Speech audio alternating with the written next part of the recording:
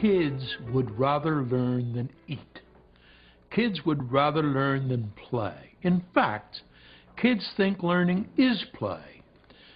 We propose that all toys were invented by grown-ups to get rid of kids. All games were invented by grown-ups to get rid of kids. Let's take as an example the questions kids ask.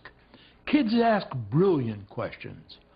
And we say, look, kid, why don't you go away and don't bother Daddy because Daddy wants to think about the important problems of the world. Now, we don't really do that. We really say, look, kid, here's a toy. Go play with your toy.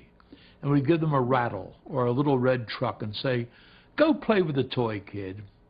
Then watch what happens. The kid plays with it for about 90 seconds. Then he throws it away. We say, see, little kids, little minds, little brains, little attention span. I'm big. I've got a big body and a big mind and a long attention span. I pray you, do it again and watch what actually happens. There are 5 ways to learn about the world. We can see it, hear it, feel it, taste it, and smell it.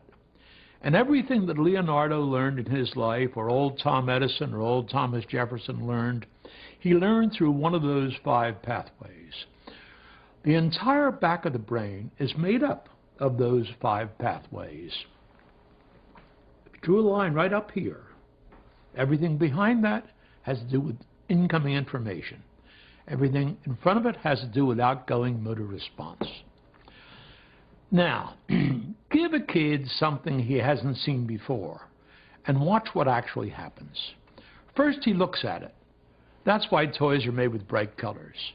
Then he rattles it. That's why toys make noises. Then he feels it. That's why toys don't have sharp edges. Then he tastes it. That's why toys are made with non-poisonous colors. And then, by gosh, he smells it. We haven't figured out how toys ought to smell, so they don't smell at all. That process takes 60 seconds. Now he has had 5 laboratory tests available to him. He used the 5 laboratory tests, 1, 2, 3, 4, 5. It's a beautiful thing to see. Now he does one more thing before he throws it away.